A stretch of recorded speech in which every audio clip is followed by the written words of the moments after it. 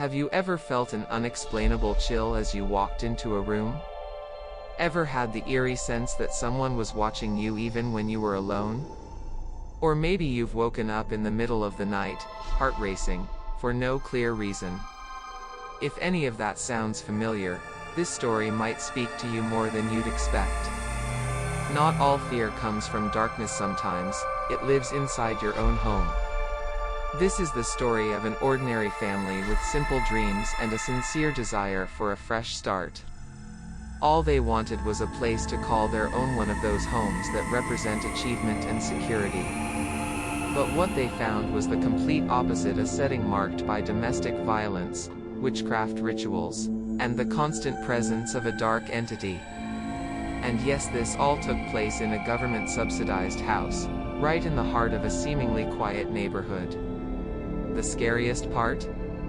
This isn't an isolated case. Many families have gone through similar experiences but remain silent out of fear, shame, or because no one would believe them. As you read on, you'll step into a reality where the line between the spiritual and physical blurs. You'll feel the pressure in the air, smell death seeping from the walls, and discover how a house's curse can hide in the smallest details, even in a baby's crib. But not everything is darkness. In the end, this family finds something many people spend their whole lives searching for: spiritual freedom. And that's the journey you're about to dive into now. Ready to find out what lurks behind locked doors? Then keep reading. And don't plan on sleeping anytime soon. You know that feeling when everything finally seems to be falling into place? That's exactly what Raphael and Juliana felt the day they received the keys to their long-dreamed home. It was a simple social housing unit, 2 small bedrooms, cold tile floors, and bare cement walls. But to them, it felt like a palace. They had plans to expand it bit by bit, with hard work and sacrifice. Their focus was on raising their newborn in a home filled with love and peace. Juliana already pictured the crib against the back wall of the smaller room, decorated with plush animals and light blue curtains. Raphael spent his weekends measuring, sketching ideas for a garage and a small garden. Every inch of that house represented a slice of the future they hoped for. They didn't care if some neighbors warned the lot was cursed or if previous tenants had left in a hurry. They chose to believe in their fresh start. The first few weeks were filled with joy. Their elderly neighbor, Dona Nusa, would drop by often with homemade pastries and stories about the street. Everything felt welcoming, even with the occasional strange noise at night which they chalked up to the usual sounds of a new house. "It's just the pipes," they'd say. "Maybe the wind." Nothing that could dim their happiness. They started planning their baby's baptism. They wanted to invite all the family and neighbors, make it a symbol of this new beginning. It was in that light-hearted, almost innocent atmosphere that they truly settled in. They bought a new armchair for the living room, hung photos on the walls, and filled the rooms with scented oils. But as the saying goes, when things seem too perfect, that's when you should be on guard. And sure enough, that's when the signs began. A shiver every time they walked past the baby's room. A heavy pressure in the air they couldn't explain. A silence too thick, as if the house itself was watching. Still, Raphael and Juliana brushed it off. They focused on what truly mattered: their son, their home, their peaceful life. Little did they know what awaited them after nightfall. It was around 3 a.m. when Juliana woke up with her heart racing and a tightness in her chest. It wasn't a noise. The baby wasn't crying. It was something else, something unseen, but present. She got up quietly, trying not to wake Raphael, and walked to the baby's room. As she opened the door, a freezing chill swept over her, a sharp cold that didn't match Altamira's stifling heat. And then she saw it, a dark figure, motionless, standing next to the crib. Juliana froze. She couldn't even breathe. The entity seemed wrapped in a dense fog, faceless, formless, just a presence that radiated something ancient and terrifying. She tried to move, but her body refused. The pressure in the room grew heavier, the air harder to breathe. When she finally managed to scream, the figure vanished just like that. But she knew what she saw. It had been real. The baby was crying now, but Juliana couldn't move. Her legs were trembling. The room reeked of death, a mix of iron, mold, and something sour she couldn't identify. Raphael rushed in to find her sobbing, clutching their son. There was something here. Watching him, she whispered. Raphael tried to calm her, saying it must have been a nightmare, stress, or exhaustion. But deep down, he knew her eyes weren't confused.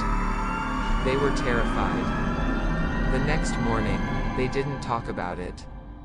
Breakfast was silent, Raphael avoiding eye contact, Juliana staring at the wall as if expecting something to appear.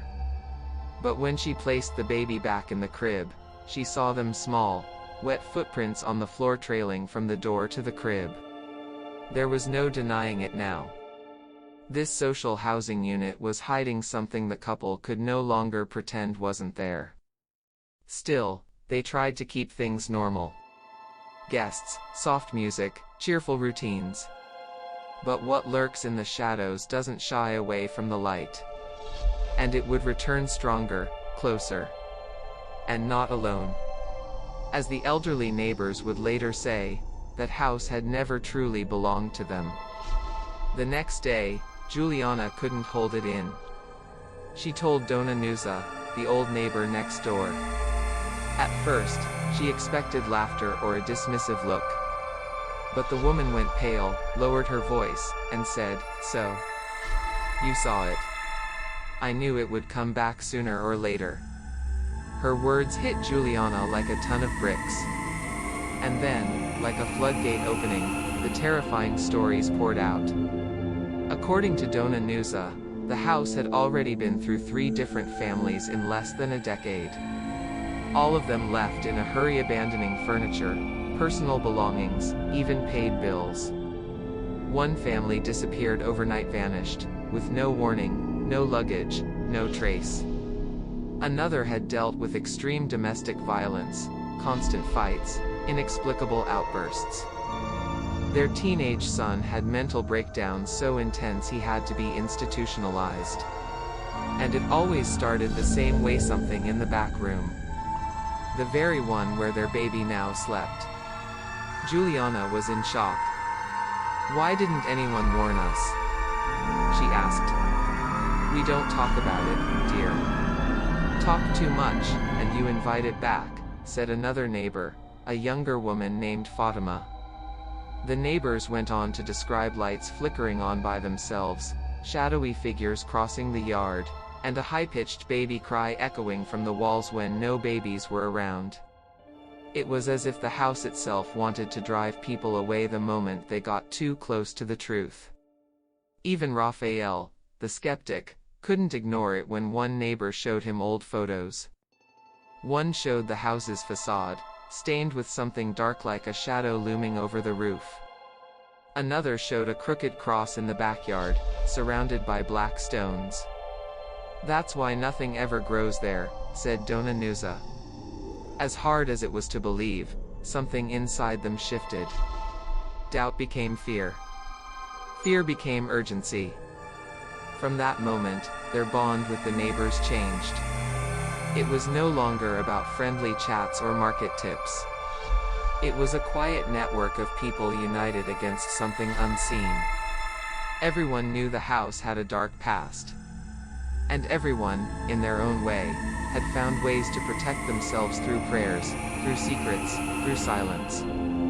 But there was someone who knew more. Much more. And she was about to reveal the one truth no one wanted to face.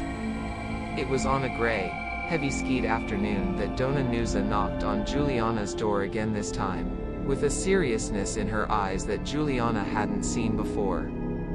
"My dear," she said, "I think it's time you knew what was really here before these houses were built." Her voice carried the weight of a warning. She explained that, long ago, before it was ever a neighborhood, that land had been used by a secretive group that gathered at night for witchcraft rituals. According to the old neighbor, the gatherings were silent, but frequent. Outsiders would arrive by car in the dead of night, carrying bags, and leaving hours later. Dogs barked endlessly during those nights, and the air would stink of smoke, sulfur, and death. Many older residents avoided walking near the area after 6 p.m. Dona Nusa remembered hearing, as a child, tales of eyes in the woods and hooded figures carrying black vials filled with mysterious liquids. She didn't sugarcoat it to her. The curse of the house wasn't just coincidence, it was inheritance. A kind of energy deeply embedded in the soil. A soil that, she claimed, still held buried bones and remnants of sacrificed animals, lying dormant, waiting to be disturbed. The room where the baby now slept? Right above one of the strongest points, she said.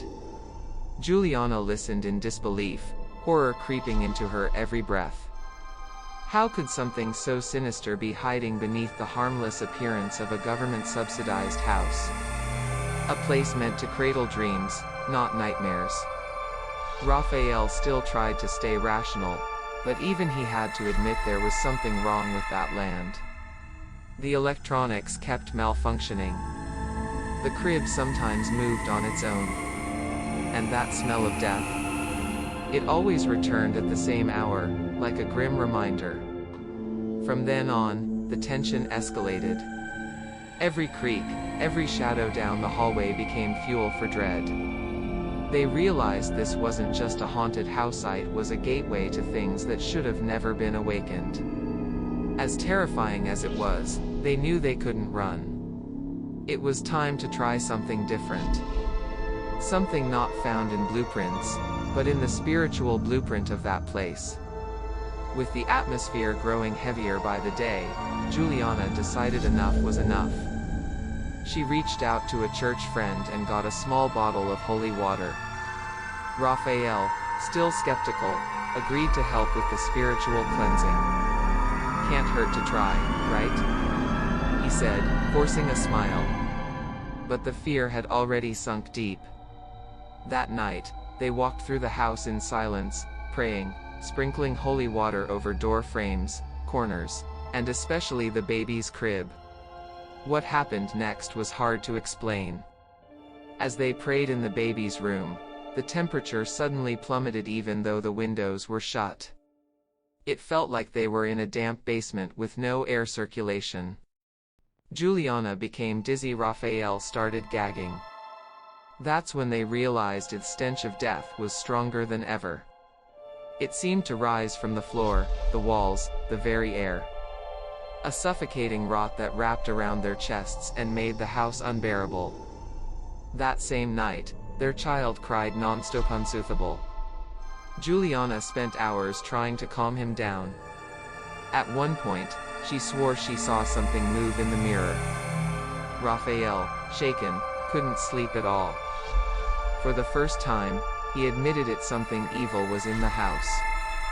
The entity didn't want to leave. It resisted every attempt at spiritual cleansing, feeding off their emotional exhaustion. It was as if the house itself was fighting to maintain control, fighting to keep the curse alive. The next morning, the family woke up drained.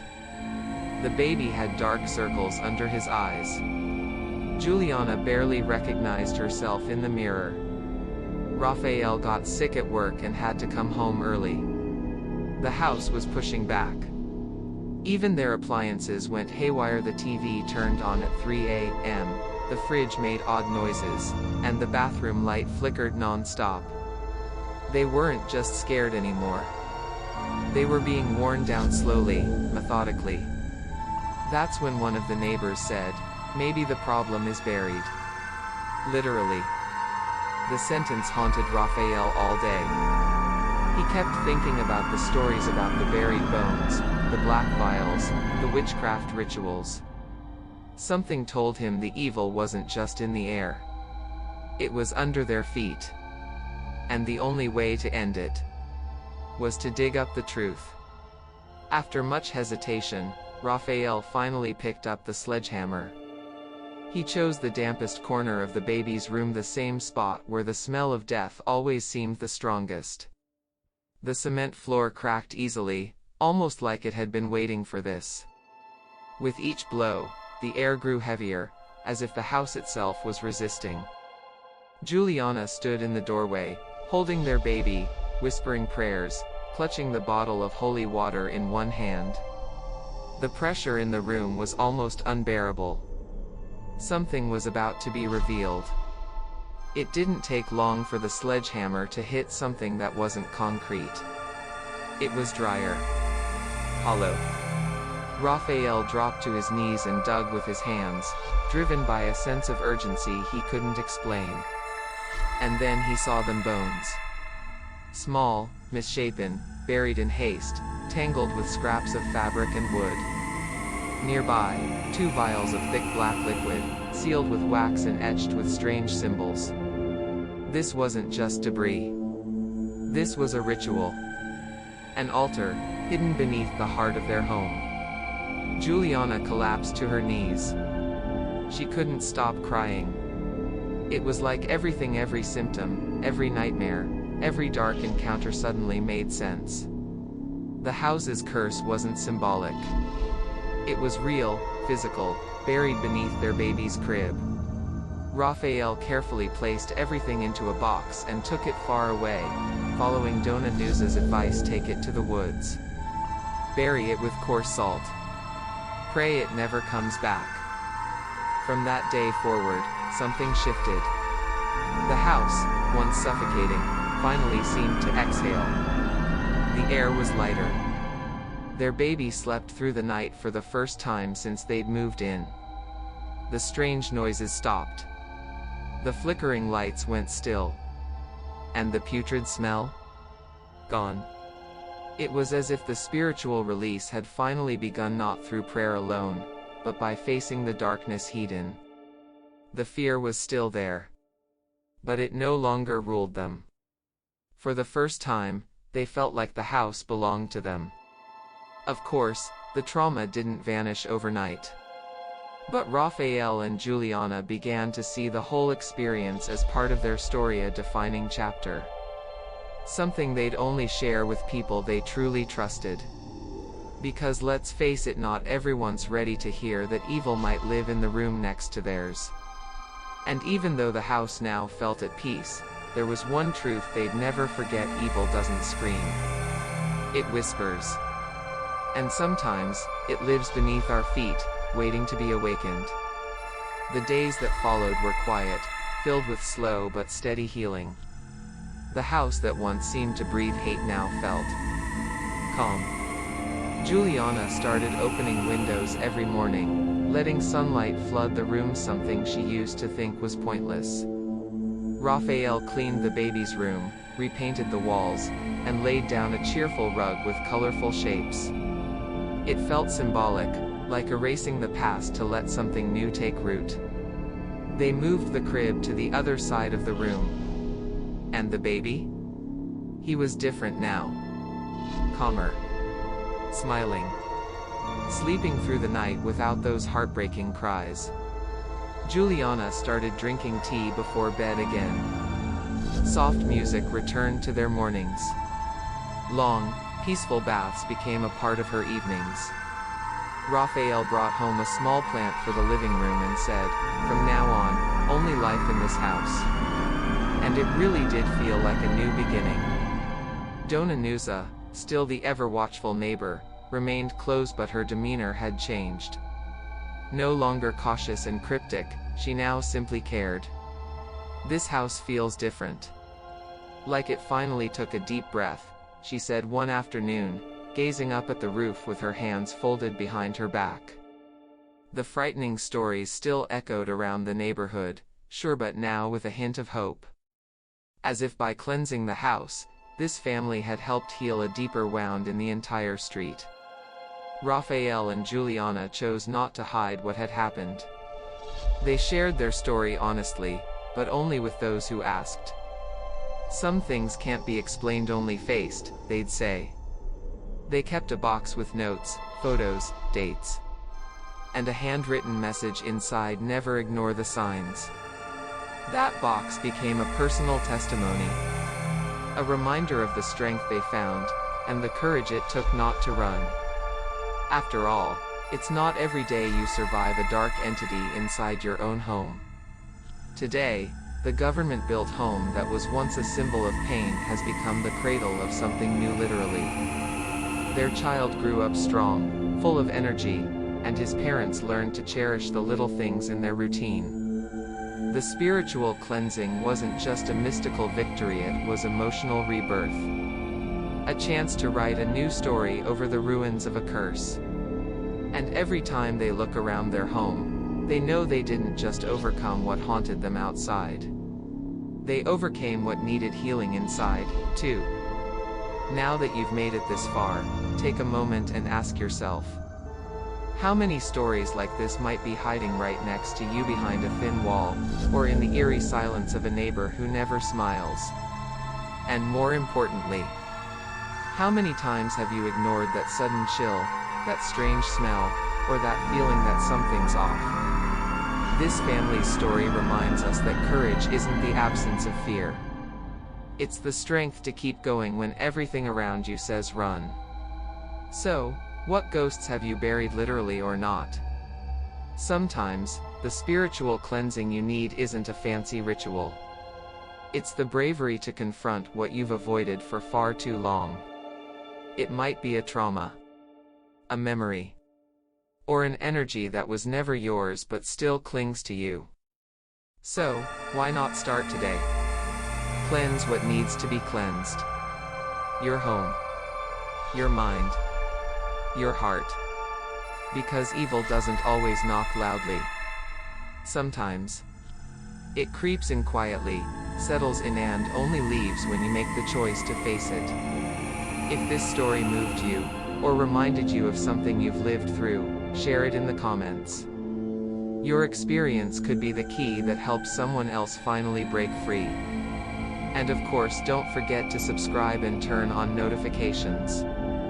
There's a lot more where this came from. Who knows? Maybe the next story will be yours.